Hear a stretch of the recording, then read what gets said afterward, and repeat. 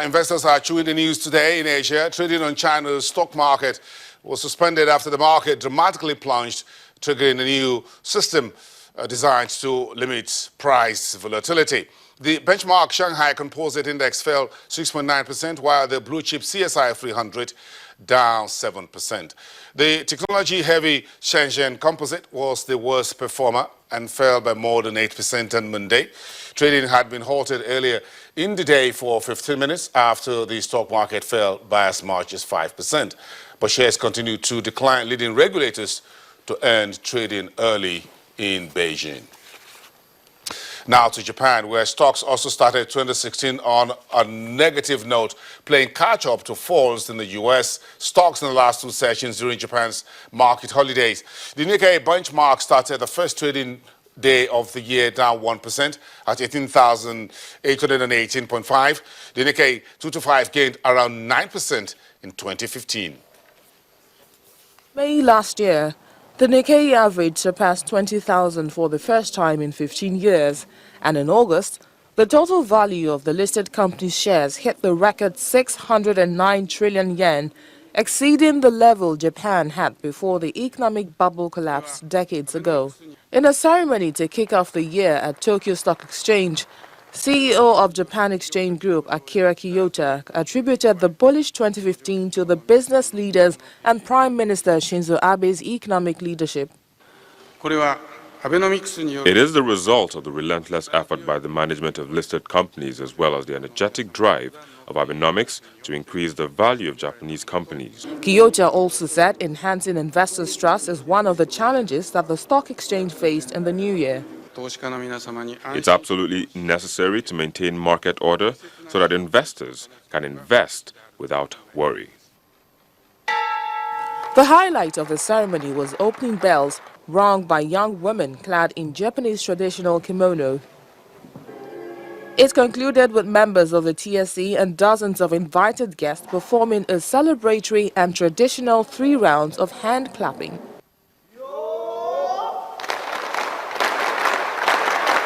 One of the kimono-clad women said she hoped 2016 would be a more robust year financially.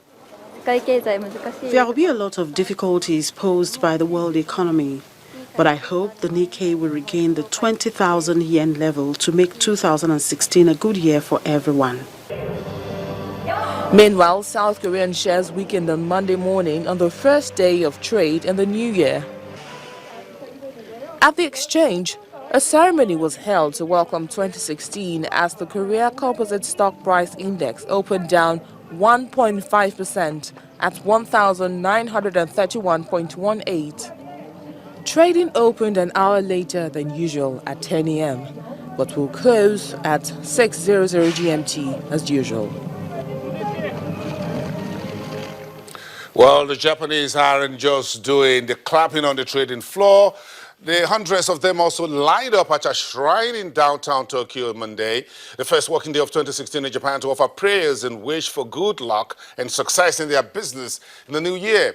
The Japanese government has said it hopes to push companies to raise wages this year in an effort to break a decade-long cycle of weak growth and deflation. Kanda Shrine, a 1,300-year-old Shinto shrine, is popular among businessmen as it is dedicated to 2 of the 7 gods of fortune.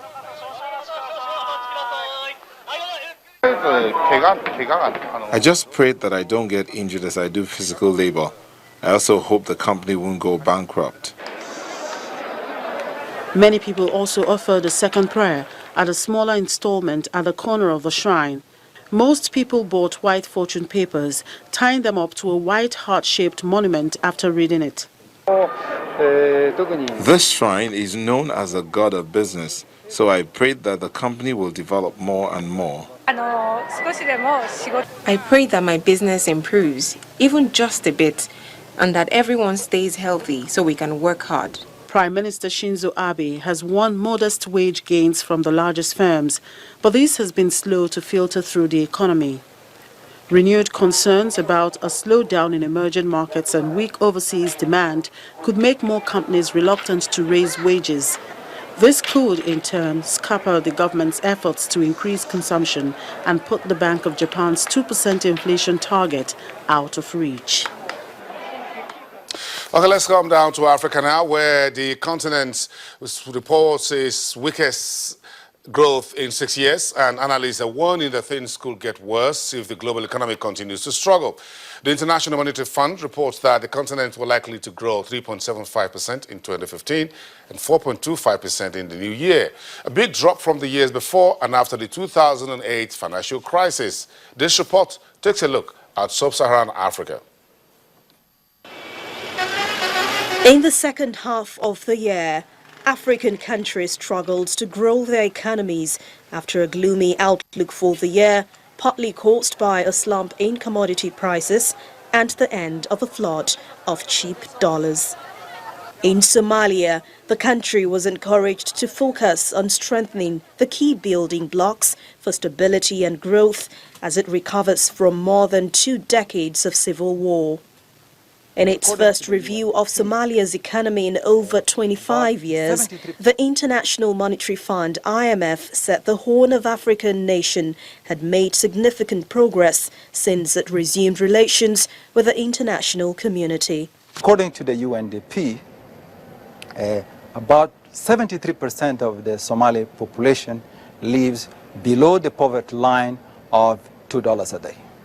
That said, economic conditions have recovered significantly since the end of the Civil War, and in particular, in 2014, GDP is estimated to have grown by about 4%. Inflation remained low at about 1%. In Burundi, the nation's beleaguered economy weighed heavily on the population as protests and political uncertainty continued in the country after President Pierre Nkurunziza decided to run for a third term. Nkurunziza's opponents say his bid for another 5 years in office is unconstitutional. He cites a court ruling that found he could run. In the restive neighborhood of Sibito, traders complained that business was slow at the time. I'm not making any money. I hardly make enough money to eat. I used to sell cases of beer, but now I'm lucky if I sell even one. It is over and there are no customers. As China faced a sharp fall in its stock market, which in turn hurt African commodity exporters, many feared that an era of Chinese-funded airports, roads and railways on the continent would be at risk. A boom in China brought many benefits to Africa.